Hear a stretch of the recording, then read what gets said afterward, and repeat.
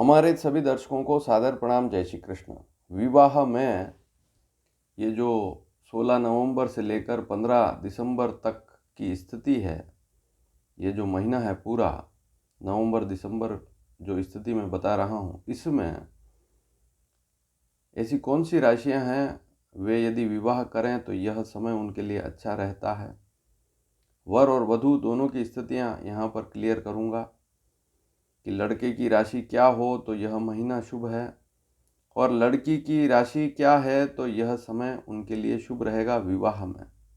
यदि विवाह कर रहे हैं और विवाह का मुहूर्त निकलवाया है तो क्या क्या स्थितियां देखनी होती है, आज इस विषय पर चर्चा करेंगे। और इस वीडियो से आपको यह पता लगेगा कि यदि आप 16 नवंबर से लेकर 15 दिसंबर के बीच में विवाह कर रहे हैं तो कौन सा दिन आपके लिए अच्छा हो सकता है और क्या यह समय जो है यह पूरा महीना आपके लिए अच्छा है या नहीं।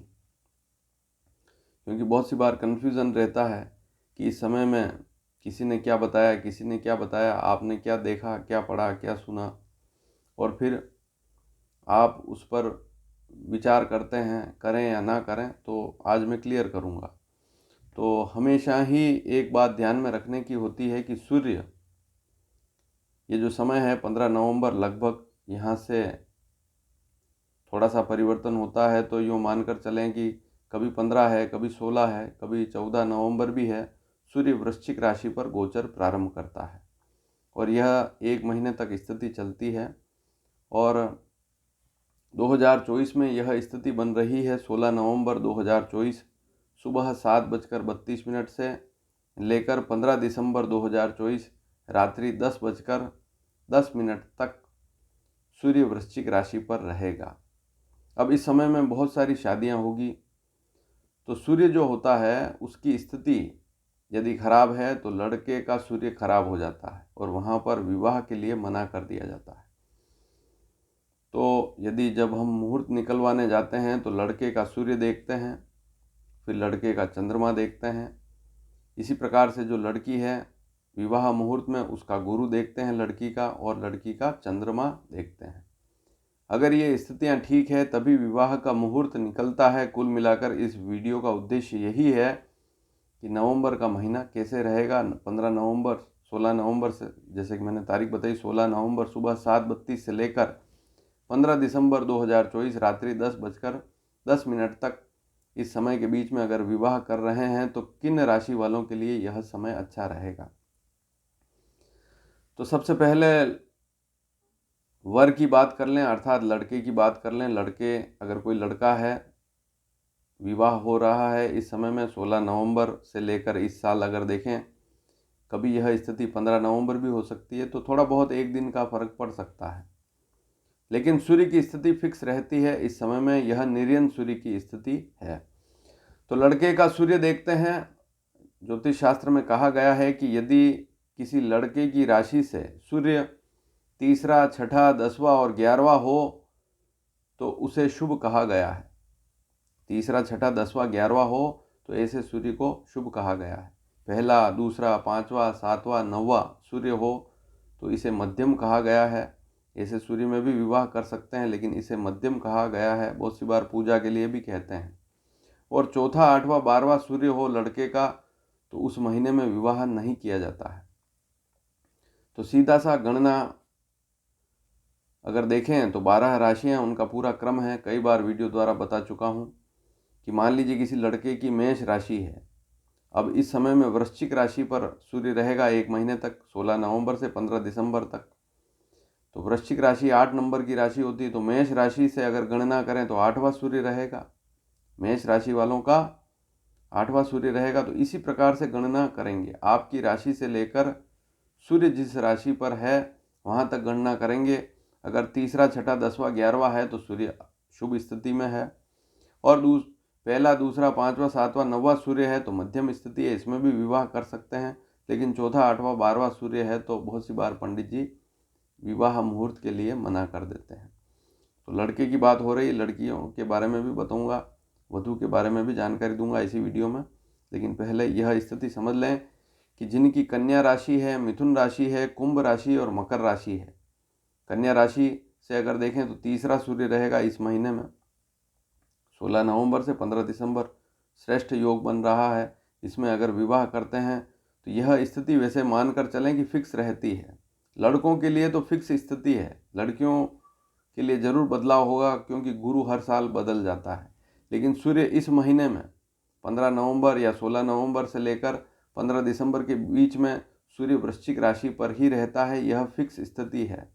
हाँ, यह 70-71 साल में जैसे जैसे अयनांश बढ़ता है स्थिति बदल जाती है, लेकिन उसमें भी काफ़ी समय लगता है। लेकिन मानकर चले मोटा मोटा की स्थिति लड़कों के लिए तो यही रहेगी। इस महीने में यदि कन्या, मिथुन, कुंभ और मकर राशि वाले विवाह करते हैं तो कन्या राशि से तीसरा, मिथुन से छठा, कुंभ से 10वां और मकर से 11वां सूर्य होने से अच्छी स्थिति रहेगी।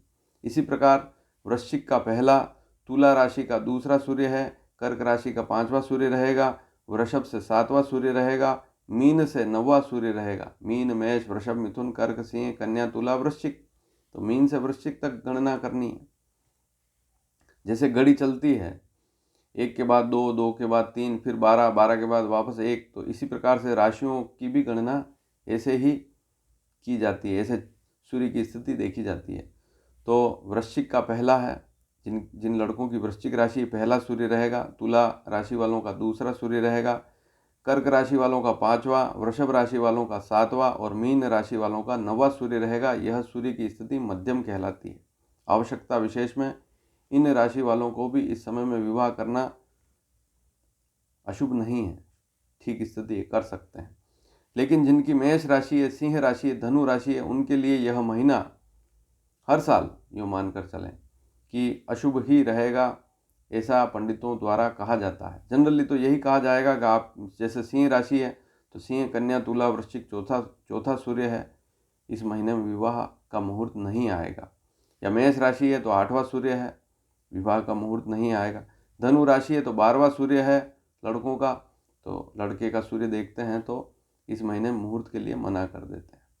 बहुत सी बार इसकी पूजा भी की जाती है, सूर्य के वैदिक मंत्रों के जाप किए जाते हैं। जनरली जो पंडित जी पूजा करने आते हैं उनको वैदिक मंत्रों की जानकारी होती है, तो जो सूर्य का वैदिक मंत्र है उसके जाप करके भी विवाह किया जा सकता है। इसमें कहा गया है कि यदि आयु अधिक है तो कोई बड़े दोष वाली स्थिति नहीं है। और कहीं कहीं यह भी लिखा है कि 22 और 23 नवंबर के बाद विवाह कर रहे हैं तो सूर्य की पूजा करके आराम से विवाह किया जा सकता है। चौथे, 8वें, 12वें सूर्य में भी कर सकते हैं। लेकिन अगर टालना चाहते हैं तो कोई बड़ी बात नहीं है, आप आगे महीने 2 महीने के बाद विवाह जैसे जनवरी में या फरवरी में भी कर सकते हैं, कोई बड़ी समस्या वाली बात नहीं। लेकिन लड़कियों के लिए ज़्यादा समस्या है क्योंकि गुरु 1 साल तक एक ही राशि पर रहेगा, तो फिर वहाँ मुहूर्त 1 साल तक, बहुत सी बार आपने सुना होगा कि पंडित जी ने कहा है कि 1 साल तक तो कोई मुहूर्त ही नहीं है। तो वह स्थिति अब समझेंगे कि अभी वर्तमान में वृषभ राशि पर गुरु चल रहा है। यह गुरु 14 मई 2025 तक चलेगा, वृषभ राशि पर 14 मई 2025 तक चलेगा। अभी और है, समय बाकी है। तो लगभग जनवरी, फरवरी, मार्च, अप्रैल और फिर मई, 4.5 महीने तो वो हो गए। और फिर अभी नवंबर से गिने 1.5 महीना ये, 15 नवंबर से भी, 16 नवंबर से भी गिने तो 1.5 महीना ये, तो 6 महीने तक अभी और रहेगा वृषभ राशि पर गुरु। तो यहाँ पर गुरु, लड़कियों का गुरु देखना होता है। एक बात और नोट कर लें, लड़के का चंद्रमा देखते हैं।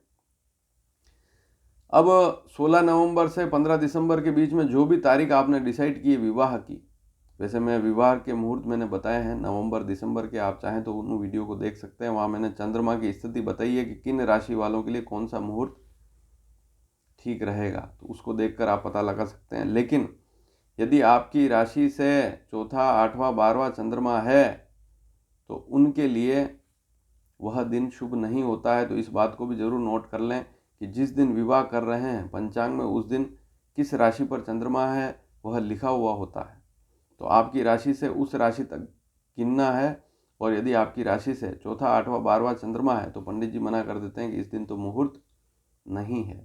लेकिन फिर भी लड़कों के लिए एक बात और कही गई है कि जो वर है उसका 12वां चंद्रमा हो तब भी विवाह किया जा सकता है। तो चौथा, 8वां तो विशेष है ही लड़कों के लिए, उसको छोड़ना पड़ेगा।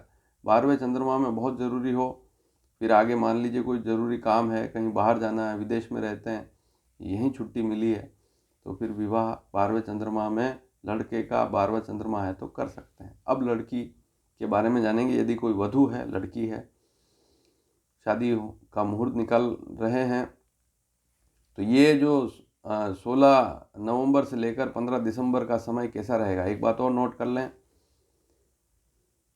15 दिसंबर से 2024 से फिर खरमास लग जाएगा। आप सभी जानते हैं इस समय में विवाह होता ही नहीं है, 1 महीने तक खरमास रहता है। बहुत से लोग इसे मलमास कहते हैं, लेकिन वास्तव में इसे खरमास कहा जाता है। खरमास पर पहले भी कई बार जानकारी दे चुका हूँ। तो 15 दिसंबर 2024 से लेकर 14 जनवरी 2025 तक सूर्य धनु राशि पर रहेगा। इस समय में विवाह होता ही नहीं है, मुहूर्त आते ही नहीं है। धनु संक्रांति, इसे खरमास बोलते हैं, इसमें विवाह मुहूर्त नहीं मिलते हैं, पंचांगों में भी नहीं लिखते हैं। तो फिर मुहूर्त कब आएंगे? 14 जनवरी 2025 के बाद फिर वह स्थिति चलेगी 14-15 मार्च तक।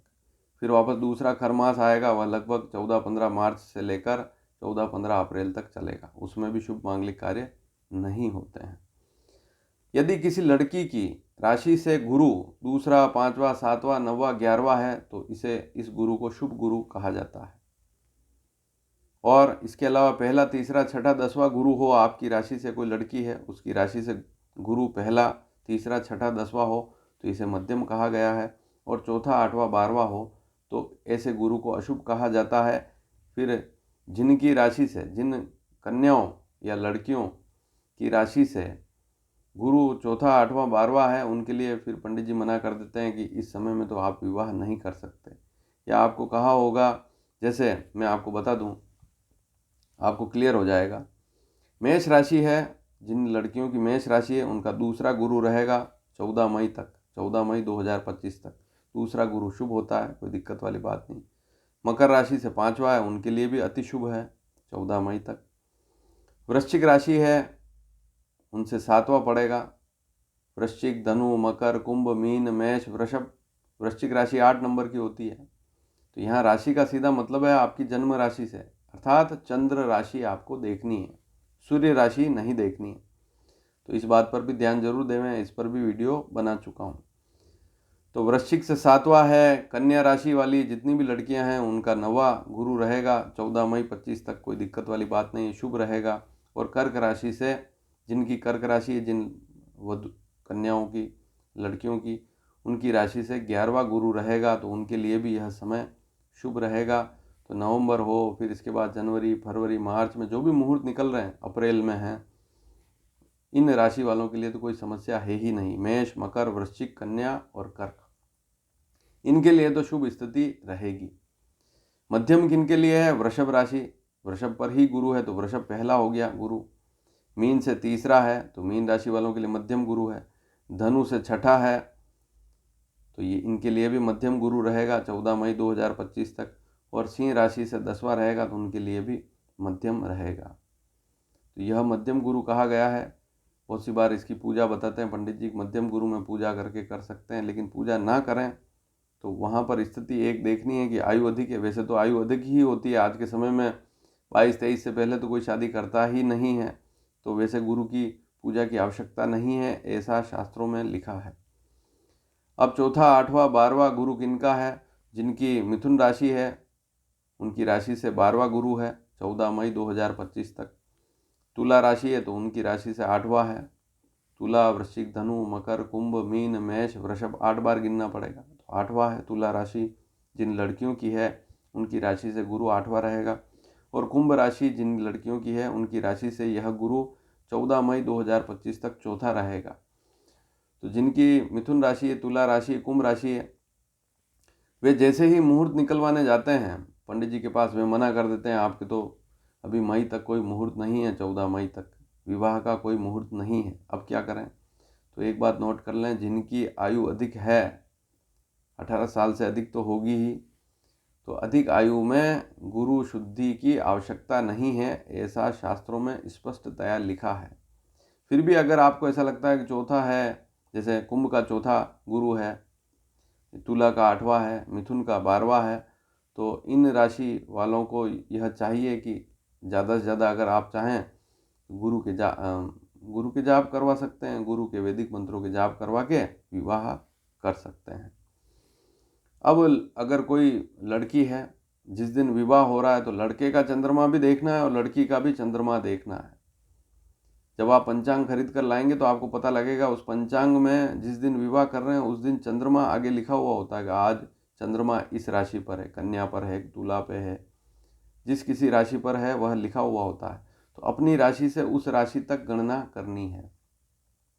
यदि आपकी राशि से चौथा, आठवां, 12वां चंद्रमा है तो फिर पंडित जी उस दिन विवाह के लिए मना कर देंगे, और वैसे भी उस दिन विवाह नहीं करना चाहिए। मेरे मुहूर्त वाले वीडियो जरूर देखें, नवंबर, दिसंबर, फिर आगे मैंने जनवरी, फरवरी, मार्च तक के विवाह के सारे मुहूर्त बता दिए। इसके अलावा भूमि पूजन, गृह प्रवेश मुहूर्त, सारे मुहूर्त मैंने मार्च तक की स्थिति क्लियर कर दी है। आप चाहे तो उन वीडियो को इसी चैनल पर नीचे देख सकते हैं स्क्रॉल करके। तो ये बात भी आपने नोट कर ली होगी। तो ये बात नोट जरूर कर लें कि यदि चौथा, आठवां, 12वां गुरु है वधू का, लड़की का, तब भी विवाह कर सकते हैं। चाहें तो आप गुरु के जाप करवा लें आवश्यकता विशेष में। वैसे शास्त्रों में तो यह लिखा है कि यदि कन्या या जो लड़की है उसकी आयु का अतिक्रमण हो गया, कहने का तात्पर्य उसकी आयु बहुत अधिक हो चुकी है, तो गुरु शुद्धि की आवश्यकता बिल्कुल नहीं होती है। केवल दोनों की चंद्र शुद्धि देखें, लड़के और लड़की की। अगर आयु बहुत अधिक है, 22 साल, 25 साल, 28 साल, 30 साल, 35 साल, इस आयु में गुरु और सूर्य की शुद्धि की आवश्यकता नहीं है। केवल दोनों की चंद्र शुद्धि देखकर विवाह कर सकते हैं, ऐसा भी लिखा है। तो इस नियम को भी मानकर चल सकते हैं। लेकिन अगर इस नियम को नहीं मानते हैं तो जो मैंने स्थितियाँ बताई है, जहाँ अशुभ सूर्य है लड़के का, तो वहाँ उस सूर्य की पूजा कर सकते हैं। लड़की का गुरु अगर अशुभ है, चौथा, आठवां, 12वां है, तो उसकी पूजा करके भी विवाह किया जा सकता है। वीडियो पसंद आए तो शेयर जरूर कीजिएगा, क्योंकि मुहूर्त के संदर्भ में है यह वीडियो। और अगर नवंबर में विशेष अगर कर रहे हैं तो लड़कों को, किन लड़कों के लिए शुभ स्थिति है और किन लड़कियों के लिए शुभ स्थिति है। लड़कियों के लिए तो आपको मई तक की स्थिति पता लग गई है कि मई 2014, मई 2025 तक कौन कौन सी ऐसी राशियां हैं जिन राशि अगर उनमें से कोई राशि किसी लड़की की है तो उनके लिए शुभ स्थिति है, पूज्य स्थिति है या अशुभ स्थिति, आपको पता लग गया। वीडियो पसंद आए तो शेयर जरूर कीजिए। धन्यवाद। जय श्री कृष्ण।